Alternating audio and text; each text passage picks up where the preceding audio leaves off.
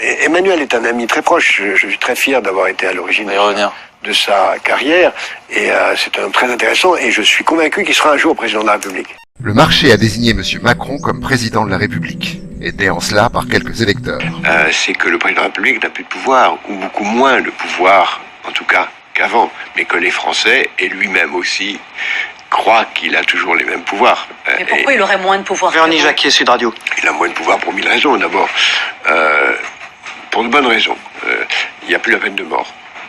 Et il n'y a plus l'Union soviétique. Donc les deux dimensions fondamentales de la thaumaturgie, du droit de vie et de mort, le droit de vie et de mort ont disparu.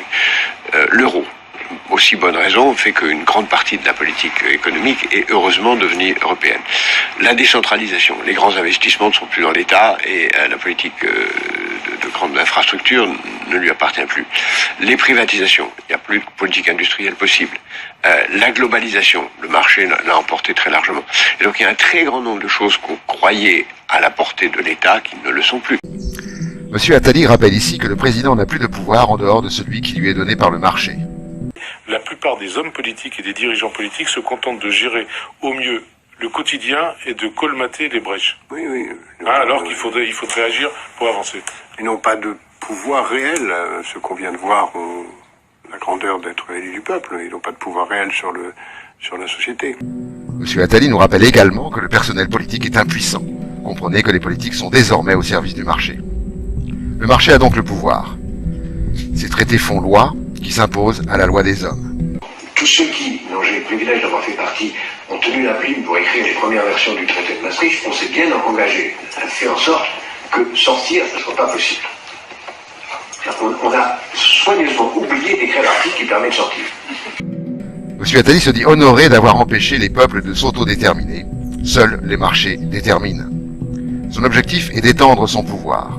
Le marché va s'étendre à des secteurs pour lesquels jusqu'à présent il n'avait pas accès, tels que la santé, l'éducation, la justice, la police, les affaires étrangères.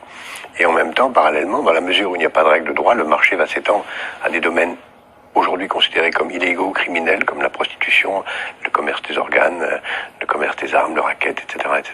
Et donc, on aura de plus en plus un marché qui va dominer, entraînant une concentration des richesses, une inégalité croissante, une priorité absolue donnée au court terme et à la tyrannie de l'instant et de l'argent, jusque et y compris, au fond, au bout de la route, la commercialisation de la chose la plus importante, c'est-à-dire la vie, la transformation de l'être humain en un objet marchand, lui-même devenu un clone et un robot de lui-même.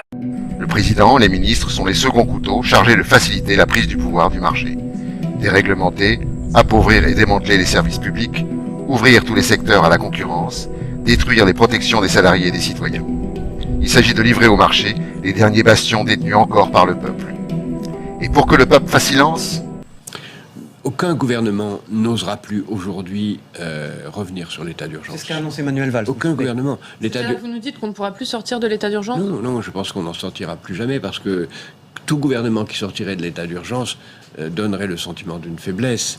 C'est malheureusement aussi absurde que le principe de précaution, qui lui-même est excessif, mais dont plus personne ne peut sortir. Donc on crée parfois involontairement des irréversibilités. Nous sommes en état d'urgence, mais par nature, nous devons en permanence être dans un état d'urgence, et le fait de le signifier par des institutions ne fait que exprimer une réalité. Qui a le pouvoir? Le marché est l'outil qui permet au capital de s'accumuler. Les détenteurs du capital et des propriétés lucratives sont ceux qui ont le pouvoir politique. Ils font et défont les pouvoirs politiques à leur guise sans que les peuples n'interviennent. Ils ont déjà prévu la succession, monsieur Macron. J'irai même plus loin. Je crois que je connais celle qui viendra après lui.